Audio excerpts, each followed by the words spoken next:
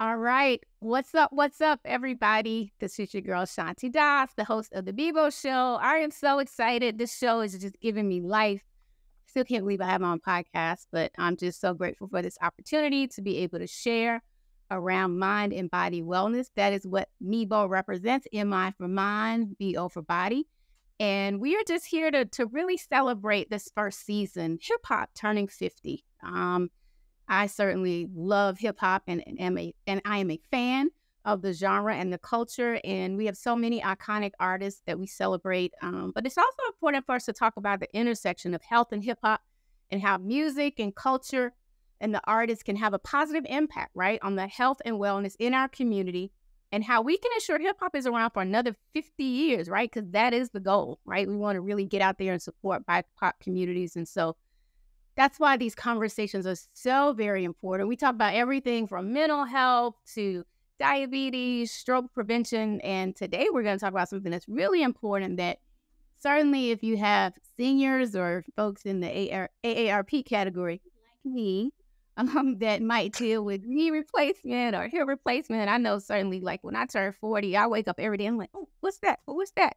So I'm always looking for that ice pack that's nearby or BioFreeze or different things that I might purchase from the drugstore. But we have some experts on here and someone to share from a lived experience perspective around their experience with hip replacement. So without further ado, I'm going to stop like babbling and go ahead and get to it with our illustrious guest today. So this is kind of interesting because he is a radio announcer too. So like now I'm like kind of wearing the hat. So it's kind of a full circle moment because I met this young man probably when I was like 22 years old. So I would like to introduce Big Tigger. I have literally known Tigger for almost 30 years. We first met in the 90s when he was co-hosting BET's Rap City hip hop video show, where he would continue as the host until 2005, interviewing almost literally, y'all, every hip hop artist on the planet. He went on to have radio shows on WPGC in Washington, D.C., and is currently the morning drive host at V103, Atlanta's own V103, in Atlanta, Georgia. Let's please give a warm welcome to my friend, Big Tigger. How you doing? What up, Das? What up, Tig? How are you? How are you? Wow, you said that, and I was like, yeah, it's been that long. Been a minute. It has been a lot of good memories. Thank you for your time today. We're so honored. Thanks for having me. And then I would like to introduce our second guest for today, someone that I'm growing quickly fond of because he is a sports fan too, like I am. So we just had a little going back and forth with some sports banner before you got on. But I would like to introduce Keith Palmer as Worldwide Vice President of Hip Reconstruction for DePuy Synthes. Keith pursues end-to-end strategy and management to change the continuum of care for patients and bolster healthcare teams' abilities to address unmet needs. Please welcome Keith Palmer. Thank you so much, Shanti and Big Tigger. Huge fans of your body of work, dating back to Rap City 106 in Park. Delighted to be here. Thank you. Thank you. Absolutely. This is an important conversation. So guess what? We're going to talk about it and get into this mind and body wellness. So again, in today's episode, we're going to talk about hip replacement and how that affects and how hip replacement affects many in the BIPOC community. So let's start with you, Tigger. You recently had your hip replaced in the past few years. Can you talk to us about that experience? What led to it and how did it go for you? I feel ashamed that I have to know. Like you said in the intro, I started waking up. I was actually I was on my health and fitness journey. I was killing them. I was in shape. I was taking my shirt off. I thought I was popping. And all of a sudden, one day, I'm like, what's going on with my hip? And it just started to get progressively worse. So luckily for me, as the then DJ for the Atlanta Hawks, you kind of know some people who know a thing or two about that over in the medical. I'd say, hey, yeah. So they sent me over to Emory. I got diagnosed with mild osteoarthritis in my left hip. And then, so what they try to do at first is manage it. And up front, I think the first thing I did was I got the shot, and I can't remember the name of it. It's escaping me right this second. But it's not. It's good for pain management. It does nothing to improve cortisone. There it is. It's great for pain management. Does nothing to address the situation that's happening in your hip. So once it wears off, you're actually going to feel worse. So I went through one set of cortisone shots, in which case they suggested stem cell, which was something that's not covered by, your regular insurance situation. But I was like, if you say it's going to help, cool. So they took some fat from my stomach, which I was not arguing about. They split it up, and then they shoot it. This needle was like this big into my hip, and I was like, I can't look.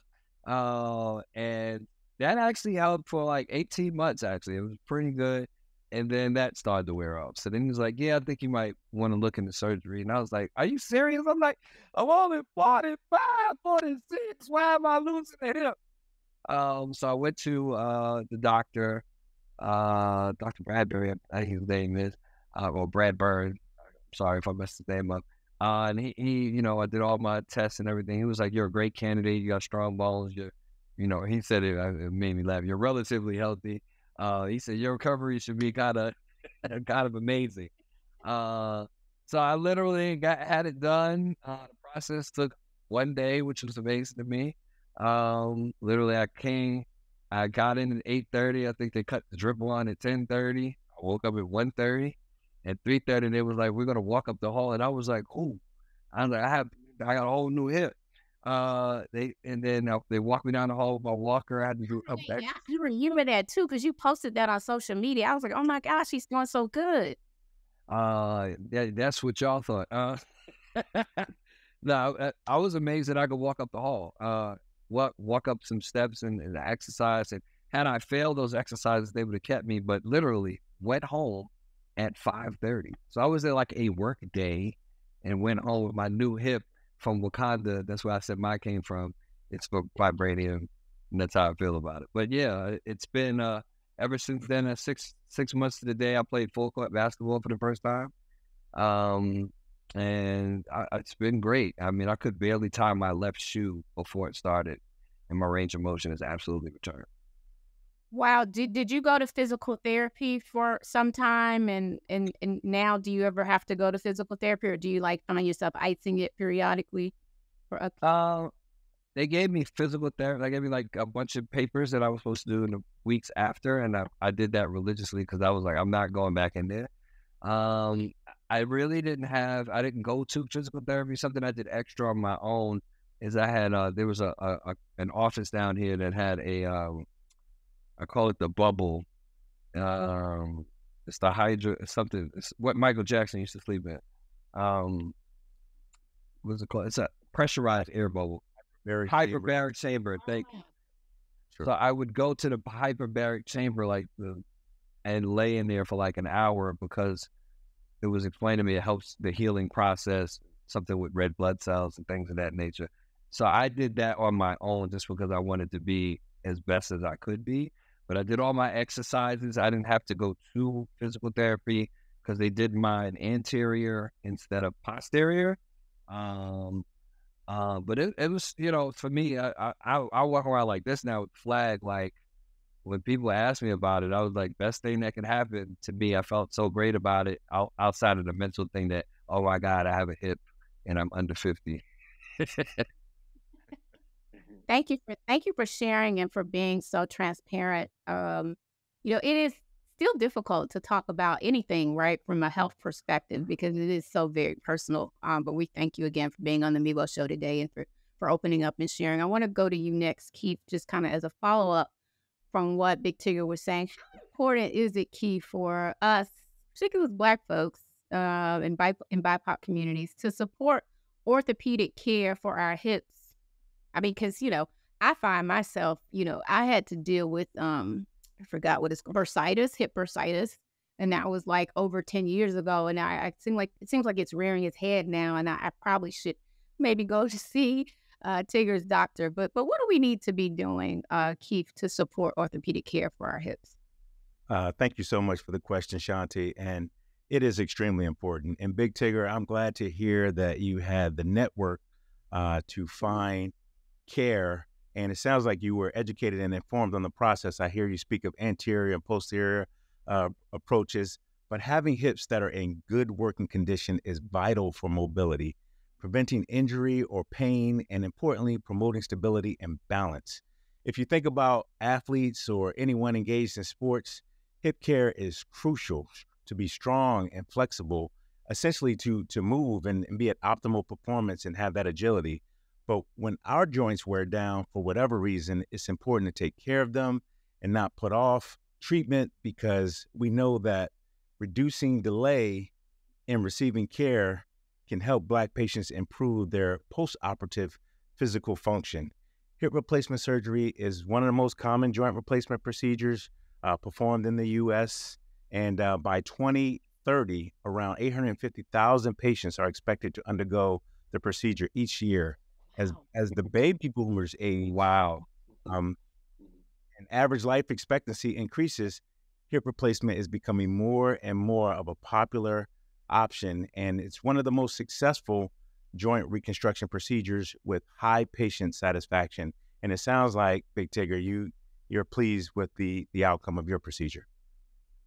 Yeah, the doctor said, he was like, yeah, it's not a forever thing. He said, you might get 20 out of this hip. I was like, but at 20, I'll be, yeah, we can get a hip now. No, that's good. Thank you for that, Keith. Really helpful information. So, Tigger, I mean, you told us a lot. Was it anything else that you could kind of describe to us in detail, or something that you would recommend for folks to be, cognizant of, to ask their doctors if they are people like myself, starting to experience, mild to moderate, then, to severe hip pain?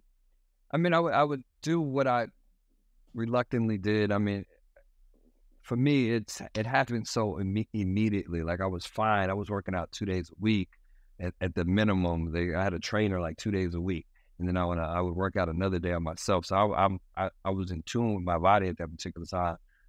But if you start having these pains, I would encourage you not to do what we as a people always do, like put some tussin on it, or go take a nap.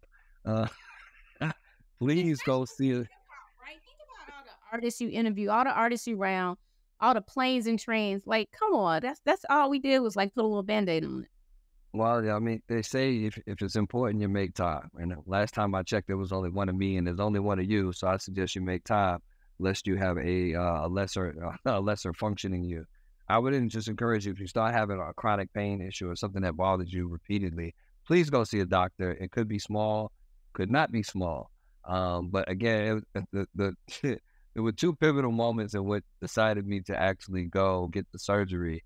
I had already had the cortisone and the stem cell, and I was at home, and it was starting to bother me again. And I was watching TV, and there was this ad that showed this older lady. It was like a thing that you put your sock on in order to put your sock on. It was like some gadget that you buy it made it easier for you to put your sock on. And my stupid self really sat there for a second. It was like, oh, I need to buy that, rather than go to the doctor and make sure it was ever happening. So that was one of the moments that I was like, this is ridiculous. Why am I going to buy something when I really need to figure out what's wrong with my hip? And then secondly, I ran into Warren Sapp. Warren Sapp is an all-pro, Hall of Fame football player. When the Super Bowl was here in Atlanta, I ran into Warren Sapp. Me and Warren have been friends for years, and Warren's walking with a cane. And I'm like, Warren, like Warren hadn't played in years. He was like, I got my hip replaced. And I was like, Warren's like 6'3", 275, you know what I'm saying, big boy. And I was like, how was it? I was like, I got issues with mine. So Warren starts doing some dance on the cane. He was like, best thing I could have ever did. He was like, so when I saw Warren, I was like, oh, Warren's a big boy. I was like, I'm going to be great. So sometimes it takes little things in order to push you over the line. But bumping into Warren and my self-realization that I was going to spend money on a gadget to put my sock on rather than fix my hip was those two moments that I was like, all right.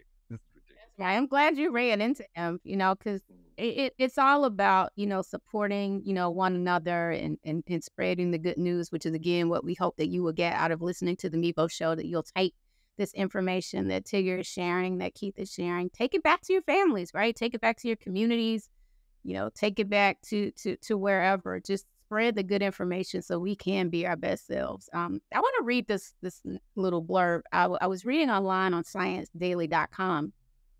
Disparities in the provision of healthcare services have long been documented, including that Black patients utilize hip and total knee replacement at rates nearly 40% less than white patients, despite having comparable or higher rates of osteoarthritis, a leading cause of joint deterioration. In this study that was done in 2015 at the annual meeting of the American Academy of Orthopedic Surgeons, it found that Black and Hispanic patients were 62 and 50% respectively more likely to be readmitted to the hospital within 30 days after total joint replacement, which is also known as TJR, surgery compared to white patients. In addition, Medicaid patients were 40% more likely to be readmitted to the hospital than white patients with private insurance. That's crazy. Keith, based on what I just read, why do you think these statistics are prevalent in our BIPOC communities, and what can we do to combat this? Shanti, it is unfortunate, and the statistics are staggering. Black Americans experience more undiagnosed debilitating pain than any other racial ethnic group. And when it comes to living with arthritis, it's common for them to put off care despite the pain and limitations it creates in their lives. There isn't a single answer as to why, but rather many different factors driving these statistics. They can include, but not limited to, socioeconomic regions, unequal access to healthcare, implicit bias, comorbidities, patient preference, and knowledge. I mean, Big Tigger talked about being informed and empowered with the information. So our focus needs to be on enabling health inequity and ensuring that our focus needs to be, on enabling health equity, and to do this, we need to start with increasing our collective understanding of health disparities and establishing competencies in culturally relevant and inclusive approaches. For instance, we believe the diversification of the orthopedic workforce is a key area when it comes to and can focus on the fact that it helps address disparities in care. We know that the lack of diversity amongst caregivers in the field can have a detrimental effect on the diverse population, and this in turn leads to inequities in healthcare. We are intentional here at J&J about identifying a broad and diverse group of surgeons to consult and provide insight and ideas in areas like new product development. Also, we support an immersion for diverse medical students to educate and encourage them to pursue an orthopedic specialty. So we're making sure we are taking steps to increase and encourage diversity overall in orthopedics from inside as well as outside. Thank you, Keith. That's definitely needed. I mean, because obviously, when I think about it, I think most of my doctors in orthopedic care have not been doctors of color. I don't know, Tigger, if you had a different experience. And they've been, hear me, I'm grateful, but it's interesting, though. I don't see as much diversity in that space. Both of my orthopedic surgeon and my orthopedist were both not people of color, great people, loved them to death, got me functioning, and were very informed. Like they went through, I felt like they definitely over-explained to me, and I held on to it, which is in turn helped me disseminate the information. Like anytime anybody is like around or 2 steps removed is about to have hit the first bit, somebody let me call Tig, and then I'll break it down. Which is, I have no problem doing it. Like I'm here to help. You're very knowledgeable. That says a lot about them. But so I mean, again, there's only one of me, so I'm gonna pay attention when you tell my we about to fix this flat on the left side of you. So I just think as he alluded to, there's lots of different factors. Pain is part of our process as people of color, and so sometimes we're used to just dealing with it. I think as far as the follow-up, like I said, I followed my, aftercare and post-care, what I was supposed to do to a T. I didn't stop short. Lots of people got to stop short to go back to work, depending on what your finances are. There's a lot of different factors that may feed into why we as people end up going back. But I just think that the realization that there is only one of you and you need to take the best care of you possible. Staying active before it becomes a problem, staying active all of your life. You got to keep moving, especially when it comes to joints. Like when you stop moving and you get static, like they gonna start hurting.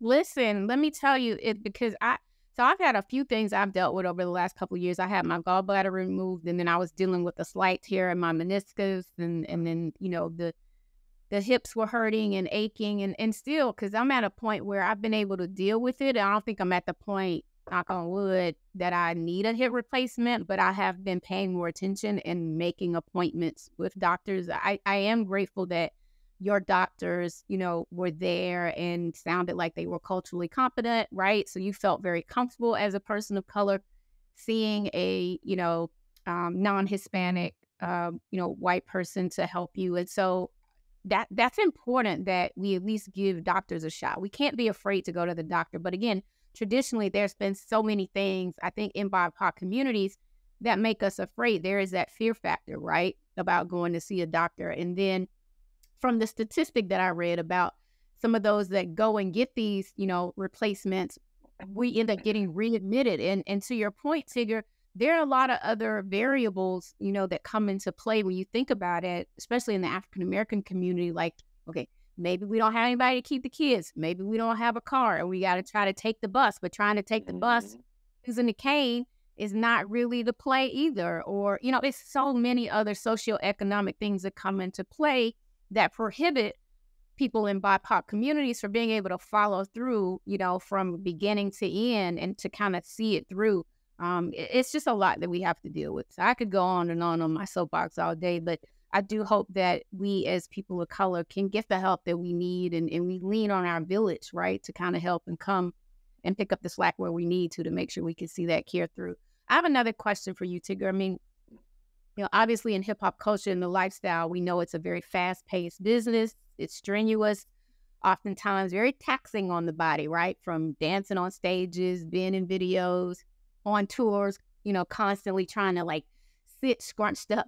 Not everybody gets to sit in first class. So sometimes you might be in the main cabin, back in the back, trying to deal with, because I know I can get off, my back hurting, my knees hurting and everything, trying to sit in those planes. And so it's a lot on us. And so you as a broadcast leader, right, in the Black community, what is your advice or desire for those in hip hop, as well as, the BIPOC community as it relates to just proper care for yourself, for your needs, for your body? Like, what we doing?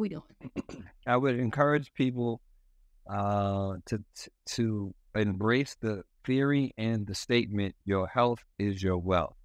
We are all of us, no matter what level we are chasing the dollar at some way, somehow, some point, and sometimes can become neglectful of our own health in order to do so. Our parents did it, their parents did it, and that's, again, how we feel like that's just kind of the process. Doesn't have to be. When I moved to Atlanta in 2013, was like a pivotal point for me, career-wise, but also health-wise, because I did notice, okay, I'm getting a little older and a little heavy. And though they usually walk hand in hand sometimes. In which case I began this journey with a trainer who helped me get my eating and my diet together. He helped me to learn some things. I've been lightweight. You pause right there because that's so important on your joints. People don't realize that when you weigh less, it's less stress on your joints. Can you talk a little bit more about that too? So, the weight was affecting me in two different ways. It had given me mild sleep apnea and, my joints started to hurt. So, losing weight and staying, at a weight that is comfortable or your body is accepting of or non-taxing on your body is pivotal.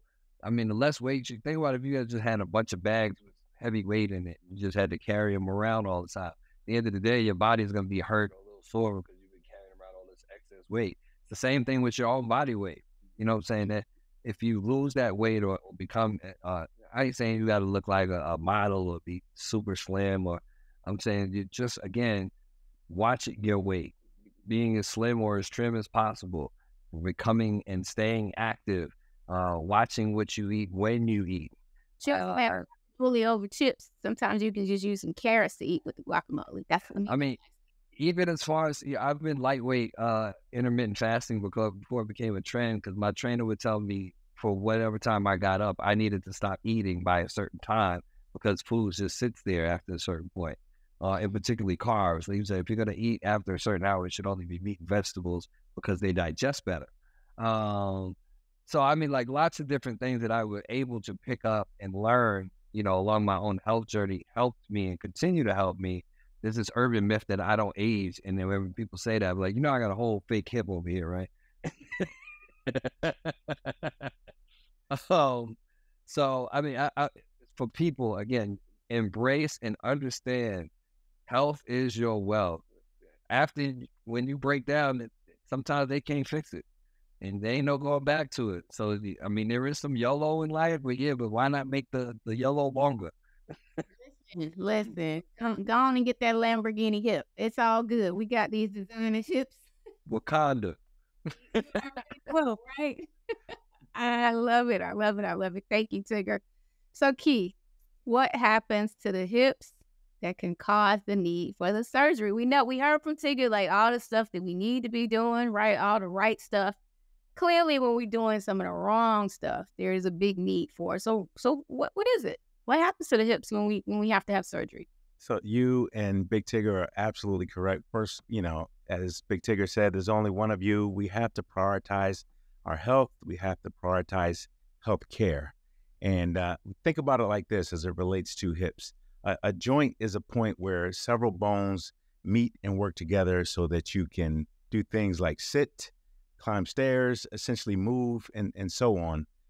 As joint disease progresses, the bones begin to rub together and sometimes result in bone-on-bone contact, which can cause a lot of pain and stiffness.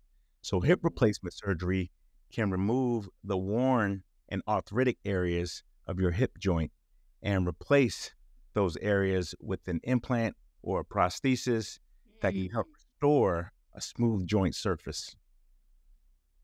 Thank you. That is much needed information. And to his point, like when I say it stopped me from working out and I was in pain, it also became a concern when it came to work. There were these places sometimes that I would have to go host things, and we'd be like, all right, well, do you want to fly? Do you want to drive? And I was like, I can't sit in a car that long because my leg, when I get out, I want to be limping, my leg's gonna be in pain. I was like, so it made me operate different.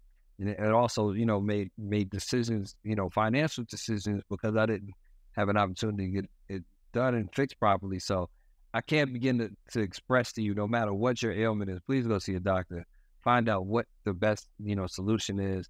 At least you're aware of it. If you don't know, you don't know. And that's just not the way to be. But I would rather be informed and at least know my pluses and my minuses, my pros and my cons, and then hopefully make an informed decision. Absolutely, because I'm glad you said that, because no matter what it is, and especially when you're talking about your hips and your joints, it affects everything, right? Even what you do from your leisure activities. I know for one, I like to travel, so it's nothing for me to hop on a plane and go over to Europe and hang out a little bit. But those long 10,000 walks a day, 15,000 walks a day, like those hips start hurting and the knees, and it gets to be a lot. And you finally have to it's like a wake up call. Like, listen, this is going to affect every aspect of my body, my mind, my body, my time with family, time with loved ones, leisure activities. If you like to swim and go jogging, biking, hiking, whatever it is. So y'all listen up. I was also going to say, especially when it comes to joints, and you can speak to this, like having, say my hip was bad, can cause your other joints to become out of whack from overcompensating. And you're so right. It is about, as we just talked about, quality of life. The impairment of one joint can certainly impact other areas in your body. And you want to be proactive around addressing pain, stiffness, what we call comorbidities. So to your point, Tigger, it's about being informed and empowered with information so that you can make decisions about your health. So while y'all out there trying to drop it like it's hot, you might end up with some hip issues. I'm going to need you to go to your doctor, see your primary healthcare physician who could then, right, recommend you to see a specialist and send you to someone in orthopedic care. But it's super important, no matter how old you are, young or old, you know, make sure you're taking the time to listen to your body. That is super important. I didn't used to listen to my body. Gotta listen. And Shanti, as it pertains to our generation, and fashion played a part in what I believe what some of our issues are. We had saggy pants, which makes your gait and how you walk different. We had sneakers and boots that we didn't necessarily tie up the way that we were supposed to tie up all the time, which is why I wear sneakers now. So I'm just saying there's a lot of things we do to be cute and fashionable that ain't necessarily the way that it's supposed to work for our bodies and how our frames are supposed to do. So listen, be healthy. Go get you a doctor's appointment and learn what's working and what ain't working. Word up. So, you know, at the Mibo Show, this season, as I mentioned, is dedicated to Hip Hop 50. And I think we're all hip hop fans on this episode today. So, Tigger, I first want to ask you, it's a question at the Mibo Show that we ask all of our guests. And it's been asked before, but I just love this question. When did you first fall in love with hip hop? Rapper Delight. I think I was 5 or 6. So I'm from the Bronx, New York, admittedly. I am 50 and hip hop is 50, which is scary and also kind of dope. But I grew up watching hip hop evolve like down on the corner. I didn't know what it was. It was just people out there with music. And then whenever Rappers Delight came out, like I went and bought I got the record that I bought when I was like 5, 6, 7 years old. And you know, I remember trying to learn every word. Hip hop, the hip hop, you don't stop. And that's when I fell in love with hip hop. And then it just every day, every hour, every minute after that, it just continued to grow. I love that. And I have to just pause for a second and give you your flowers again. I mean, you literally have been around 4 years and you're still, I think you're just getting started, right? At the height of your career right now, still in radio broadcasting, one of the top stations in the nation, you know, the voice of the Atlanta Hawks and doing so much more in the Atlanta community and on a national level. I know you just got back from the BET Awards and you all had that big anniversary and certainly your storied career on Rap City and so much more. I just want to, you're my friend, but I'm so proud of you. And I just let you know publicly how proud of you I am. And I appreciate you.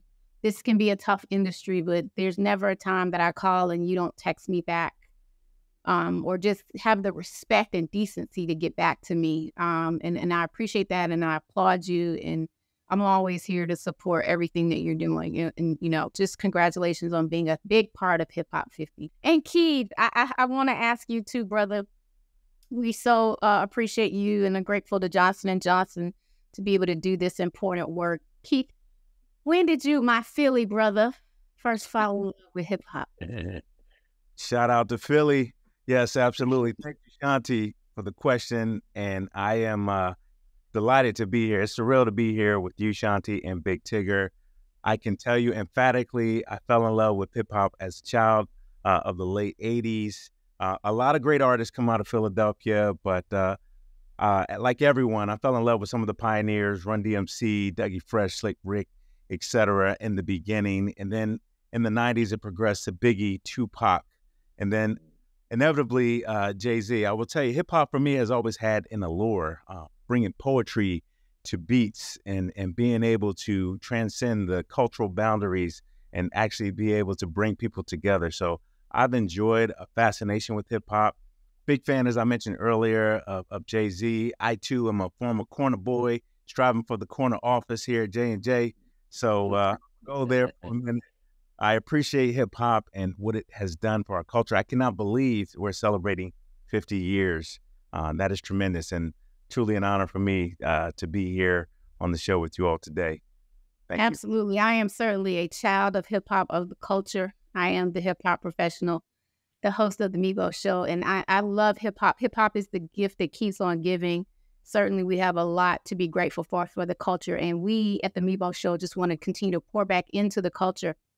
So again, that we can be healthy, that we can thrive, so we can go to all these festivals and see our favorite artists and go to the clubs and go to the parties, and more importantly, be there for your kids, you know, birthday parties and graduations, and we may have to take on roles of caregivers for our parents. So if we can't walk and our parents can't walk, we got some trouble.